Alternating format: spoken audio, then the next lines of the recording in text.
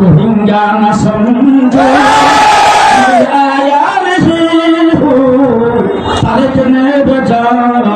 BNP থেকে বহিষ্কৃত রুমিন ফারহানা বনাম বিএনপির জোট সঙ্গী জমিয়তে উলামা ইসলাম বাংলাদেশের প্রার্থী জুনায়েদ আল হাবিব। ব্রাহ্মণবাড়িয়া 2 আসনে যেন চলছে ভাগিনী এবং সিংহের কথার লড়াই। প্রিয় দর্শক, চলুন আপনাদেরকে অতি সহজেই এই বিষয়টা ব্যাখ্যা করার চেষ্টা করি। প্রথমত, গত 8 জানুয়ারি রুমিন ফারহানা বিএনপির জোট সঙ্গী জুনায়েদ আল হাবিবকে ইনডাইরেক্টলি মানে ইঙ্গিতের মাধ্যমে রোহিঙ্গা বলে আখ্যা দিয়েছেন। রুমিন ফারহানা বলেন, আওয়ামী লীগের আমলে সদর আসনের এমপি সরাইল আশুগঞ্জ আসনে এসে মতব্বরি করতেন। এখন জোট থেকে আনা একজন রোহিঙ্গা প্রার্থী সদরের এমপি প্রার্থীকে সঙ্গে নিয়ে ঘুরেন। অর্থাৎ তিনি খুব স্পষ্টভাবে বলেছেন জোট থেকে আনা একজন রোহিঙ্গা প্রার্থী। অন্যদিকে রুমিন ফারহানার এমন স্টেটমেন্টের রিপ্লে অনেক স্মার্টলি দিয়েছেন মাওলানা জুনায়েদ আল হাবিব। বেগম খালেদা জিয়ার রুহের মাগফিরাত কামনায় আয়োজিত একটি দোয়া মাহফিলে প্রধান অতিথির বক্তব্যে জুনায়েদ আল হাবিব বলেন, সরাইলবাসী, আমাকে মুসাফির না ভাবুন, মুনাফিক না ভাবুন, আমি রোহিঙ্গা নই। তিনি বলেন, তারেক রহমান আমাকে আপনাদের কাছে পাঠিয়েছেন।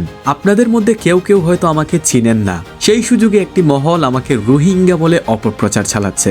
আমি মুনাফিক নই, আমি রোহিঙ্গাও নই। তাছাড়া প্রধানমন্ত্রী পদের প্রসঙ্গে তিনি বলেন, আগামী দিনের প্রধানমন্ত্রী হিসেবে তারেক রহমানকে দেখতে হলে এখন থেকেই কঠোর পরিশ্রমে মাঠে নামতে হবে। প্রতিপক্ষকে কোনোভাবেই হালকাভাবে নেওয়ার সুযোগ নেই। আসন্ন নির্বাচন প্রসঙ্গে তিনি বলেন, আগামী 12ই ফেব্রুয়ারি নির্বাচন ঐক্যের মাধ্যমেই মোকাবেলা করতে হবে। ঐক্য ছাড়া কোনো বিকল্প নেই। আমরা যদি ঐক্যবদ্ধ না থাকি তাহলে সামনে আরো ভয়াবহ পরিস্থিতির মুখোমুখি হতে হবে। তো প্রিয় দর্শক, what do you think about it? এই আসনে আপনি কার বিজয় দেখছেন, রুমিন ফারহানা নাকি জোটসঙ্গী জুনায়েদ আল হাবিব? আপনার মতামত অবশ্যই কমেন্ট করে জানাবেন।